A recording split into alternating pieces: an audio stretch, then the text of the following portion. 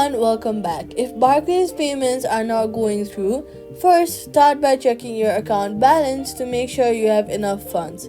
Then confirm that the payment details are correct, including the recipient information.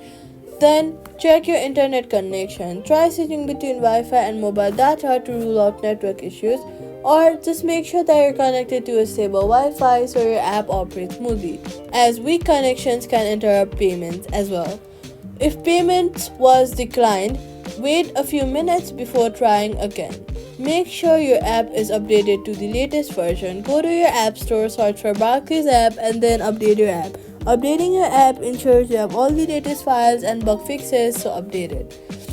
And that there are no service outages as well. After that, if the payment continues to fail, Barclays may have temporarily restricted payments for security reasons, and you should contact support, and that's it. Subscribe for more quick fixes.